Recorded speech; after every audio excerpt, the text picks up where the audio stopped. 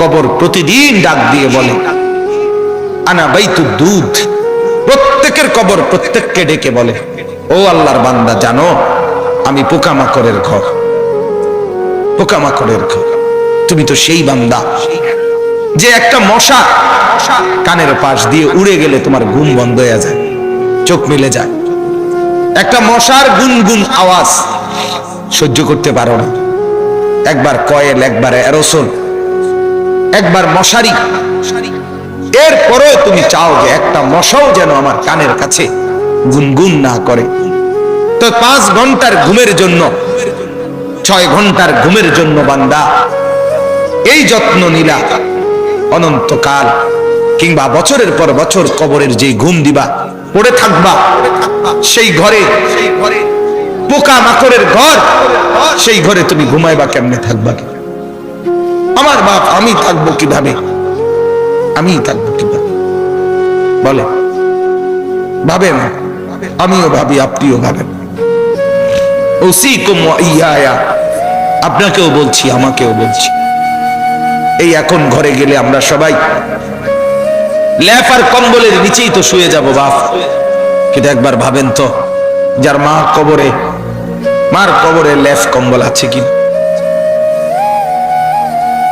যার বাপ কবরে আছে এই মুহূর্তে, বাপ আপনি ভাবেন তো। আমার এক পরিচিত মানুষ একতলা বাড়ি করছে ঢাকা, 4.5 কোটি টাকা খরচ করে, শুধু একতলার মধ্যে খরচ করছে। কিছুদিন আগে ইন্তেকাল করছে। ছেলেরা, তার গ্রামে জানাজা হবে পরের দিন দুপুরে। সন্তানরা ওই শেষ রাতটা হাসপাতাল থেকে লাশটা বাড়িতে আনে নাই, ওই 4.5 কোটি টাকার বিল্ডিং এ রাখে নাই, হাসপাতালেই রেখে দিছে। পরের দিন ওইখান থেকে অ্যাম্বুলেন্সে করে এরপরে গ্রামের বাড়িতে নিয়ে দাফন কাফন করে দিছে। এখন এটা তো করোনার কালে নাই, এখন ইদানিং 10, 15, 20 দিন আগের কথা। কি সাজাইলেন, কার জন্য সাজাইলেন, কি বুঝলেন, কি ভাবলেন? আপনি ভাবেন। এজন্য কবর প্রতিদিন বলে, বান্দা তুমি কেমনে থাকবা?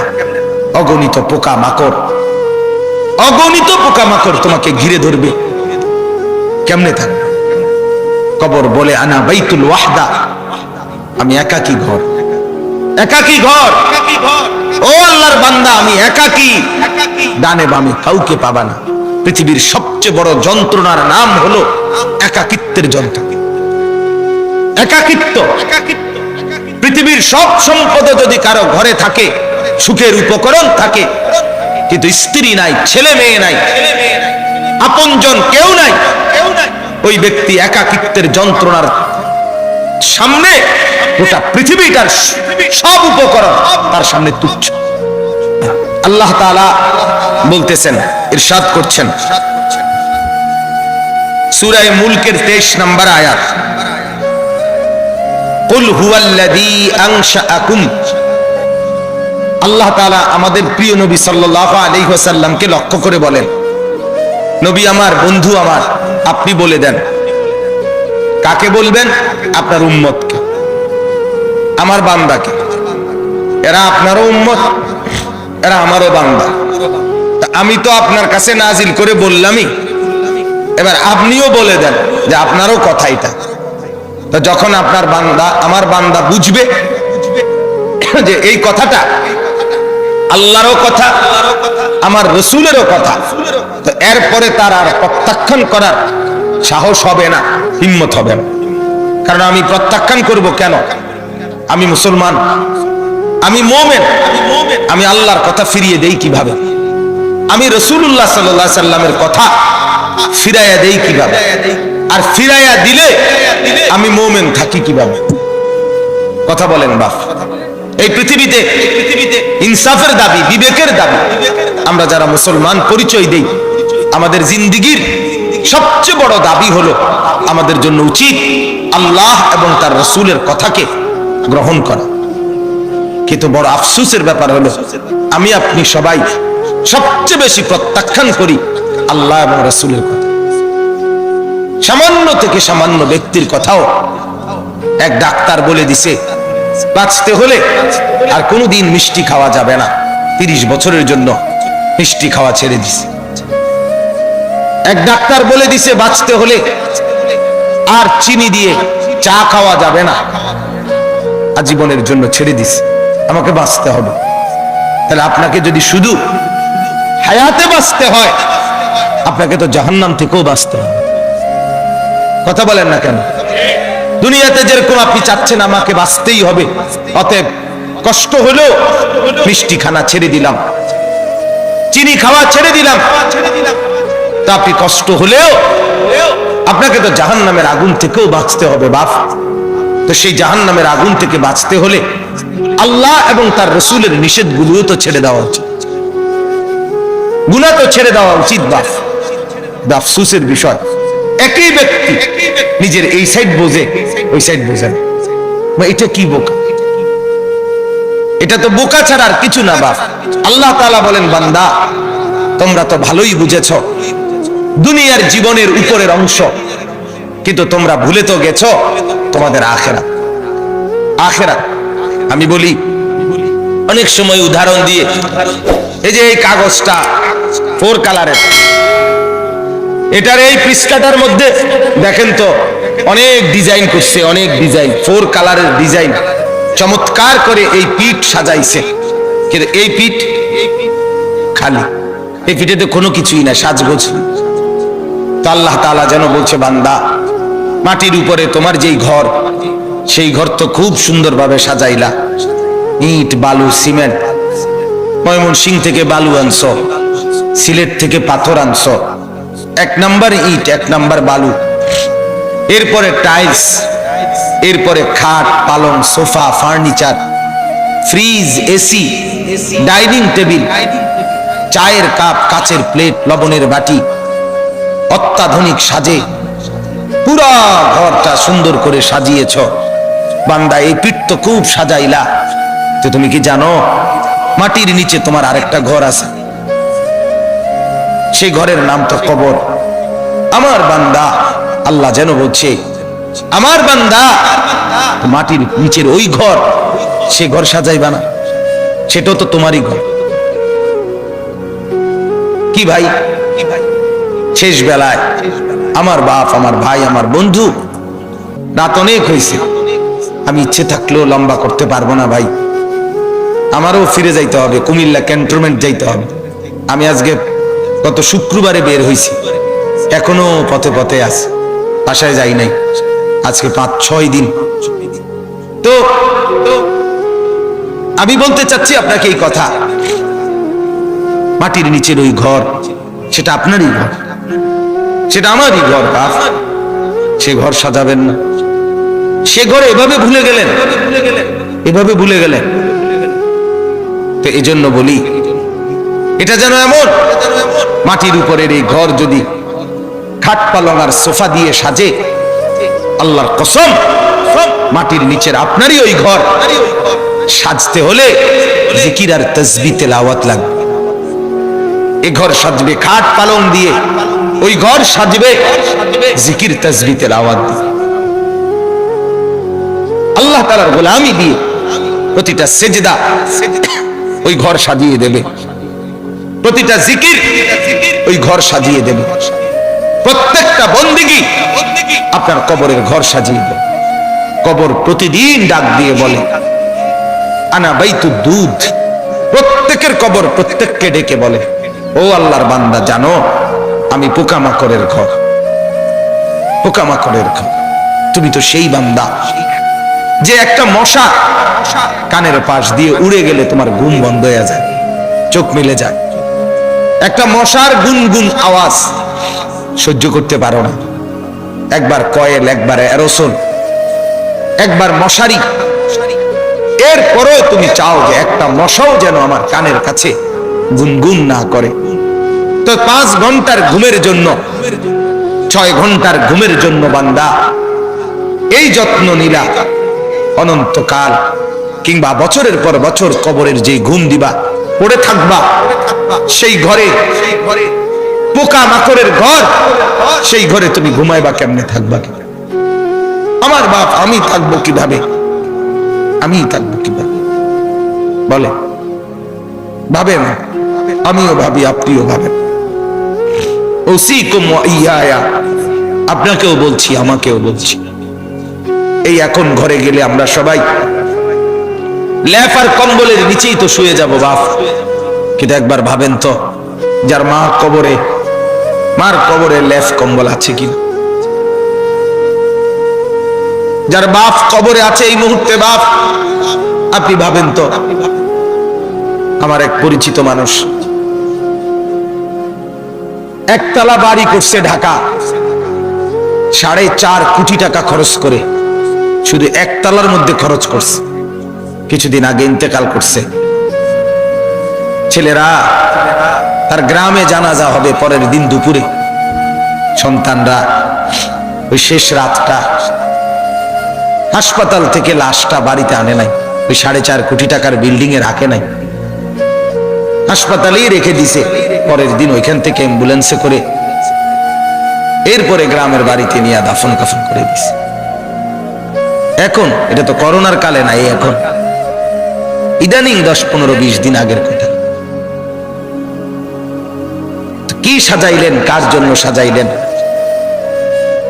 কি বুঝলেন, কি ভাবলেন? আপনি ভাবেন। এজন্য কবর প্রতিদিন বলে, বান্দা তুমি কেমনে থাকবা? অগণিত পোকা মাকড় তোমাকে ঘিরে ধরবে, কেমনে থাকবে? কবর বলে, আনা বাইতুল ওয়াহদা, আমি একাকী ঘর। ও আল্লাহর বান্দা, আমি একাকী, ডানে বামে কাউকে পাবা না। পৃথিবীর সবচেয়ে বড় যন্ত্রণার নাম হলো একাকিত্বের যন্ত্রণা। কবর প্রতিদিন ডাক দিয়ে বলে, আনা বাইতুদ দুধ। প্রত্যেকের কবর প্রত্যেককে ডেকে বলে, ও আল্লাহর বান্দা, জানো আমি পোকামাকড়ের ঘর। তুমি তো সেই বান্দা যে একটা মশা কানের পাশ দিয়ে উড়ে গেলে তোমার ঘুম বন্ধ হয়ে যায়, চোখ মিলে যায়। একটা মশার গুনগুন আওয়াজ সহ্য করতে পারো না। একবার কয়েল, একবার অ্যারোসোল, একবার মশারি, এরপরেও তুমি চাও যে একটা মশাও যেন আমার কানের কাছে গুনগুন না করে। তো 5 ঘন্টার ঘুমের জন্য, 6 ঘন্টার ঘুমের জন্য বান্দা এই যত্ন নিলা, অনন্তকাল কিংবা বছরের পর বছর কবরের যে ঘুম দিবা, পড়ে থাকবা সেই ঘরে, পোকা মাকড়ের ঘর, সেই ঘরে তুমি ঘুমাইবা কেমনে, থাকবা? আমার বাপ, আমি থাকবো কিভাবে? বলে? ভাবেন, আমিও ভাবি, আপনিও ভাবেন। ওসিকুম ওয়া ইয়া, আপনাকেও বলছি, আমাকেও বলছি। এই এখন ঘরে গেলে আমরা সবাই ল্যাপ আর কম্বলের নিচেই তো শুয়ে যাব বাপ, কিন্তু একবার ভাবেন তো, যার মার কবরে ল্যাপ কম্বল আছে কি? যার বাপ কবরে আছে এই মুহূর্তে, বাপ আপনি ভাবেন তো। আমার এক পরিচিত মানুষ একতলা বাড়ি করছে ঢাকা, 4.5 কোটি টাকা খরচ করে, শুধু একতলার মধ্যে খরচ করছে। কিছুদিন আগে ইন্তেকাল করছে। ছেলেরা, তার গ্রামে জানাজা হবে পরের দিন দুপুরে। সন্তানরা ওই শেষ রাতটা হাসপাতাল থেকে লাশটা বাড়িতে আনে নাই, ওই 4.5 কোটি টাকার বিল্ডিং এ রাখে নাই, হাসপাতালেই রেখে দিছে। পরের দিন ওইখান থেকে অ্যাম্বুলেন্সে করে এরপরে গ্রামের বাড়িতে নিয়ে দাফন কাফন করে দিছে। এখন এটা তো করোনার কালে নাই, এখন ইদানিং 10-15-20 দিন আগের কথা। কি সাজাইলেন, কার জন্য সাজাইলেন, কি বুঝলেন, কি ভাবলেন? আপনি ভাবেন। এজন্য কবর প্রতিদিন বলে, বান্দা তুমি কেমনে থাকবা? অগণিত পোকা মাকড় তোমাকে ঘিরে ধরবে, কেমনে থাকবে? কবর বলে, আনা বাইতুল ওয়াহদা, আমি একাকী ঘর। একাকী ঘর। ও আল্লাহর বান্দা, আমি একাকী, ডানে বামে কাউকে পাবা না। পৃথিবীর সবচেয়ে বড় যন্ত্রণার নাম হলো একাকিত্বের যন্ত্রণা। একাকিত্ব। পৃথিবীর সব সম্পদ যদি কারো ঘরে থাকে, সুখের উপকরণ থাকে, কিন্তু স্ত্রী নাই, ছেলে মেয়ে নাই, আপনজন কেউ নাই, ওই ব্যক্তি একাকিত্বের যন্ত্রণার সামনে গোটা পৃথিবীটার সব উপকরণ তার সামনে তুচ্ছ। আল্লাহ তাআলা বলতেছেন, ইরশাদ করছেন সূরা মুলকের 23 নম্বর আয়াত, কুল হুয়াল্লাযী আনশাআকুম। আল্লাহ তাআলা আমাদের প্রিয় নবী সাল্লাল্লাহু আলাইহি ওয়াসাল্লামকে লক্ষ্য করে বলেন, নবী আমার, বন্ধু আমার, আপনি বলে দেন। কাকে বলবেন? আপনার উম্মতকে, আমার বান্দাকে। এরা আপনারও উম্মত, এরা আমারও বান্দা। আমি তো আপনার কাছে নাজিল করে বললামই, এবার আপনিও বলে দেন যে আপনারও কথা এটা। তো যখন আপনার বান্দা, আমার বান্দা বুঝবে যে এই কথাটা আল্লাহরও কথা, আমার রসুলেরও কথা, তো এরপরে তার আর প্রত্যাখ্যান করার সাহস হবে না, হিম্মত হবে না। কারণ আমি প্রত্যাখ্যান করব কেন? আমি মুসলমান, আমি মুমিন, আমি আল্লাহর কথা ফিরিয়ে দেই কিভাবে? আমি রাসূলুল্লাহ সাল্লাল্লাহু আলাইহি সাল্লামের কথা ফিরাইয়া দেই কিভাবে? আর ফিরাইয়া দিলে আমি মুমিন থাকি কিভাবে? কথা বলেন বাপ। এই পৃথিবীতে ইনসাফের দাবি, বিবেকের দাবি আমরা যারা মুসলমান পরিচয় দেই, আমাদের জিন্দেগীর সবচেয়ে বড় দাবি হলো আমাদের জন্য উচিত আল্লাহ এবং তার রাসূলের কথাকে গ্রহণ করা। কিন্তু বড় আফসোসের ব্যাপার হলো আমি আপনি সবাই সবচেয়ে বেশি প্রত্যাখ্যান করি আল্লাহ এবং রাসূলের কথা। সামান্য থেকে সামান্য ব্যক্তির কথাও এক ডাক্তার বলে দিছে বাঁচতে হলে আর কোনোদিন মিষ্টি খাওয়া যাবে না, 30 বছরের জন্য মিষ্টি খাওয়া ছেড়ে দিছে। এক ডাক্তার বলে দিছে বাঁচতে হলে আর চিনি দিয়ে চা খাওয়া যাবে না, আজীবনের জন্য ছেড়ে দিছে। আমাকে বাঁচতে হবে। তাহলে আপনাকে যদি শুধু হায়াতে বাঁচতে হয়, আপনাকে তো জাহান্নাম থেকেও বাঁচতে হবে। কথা বলেন না কেন?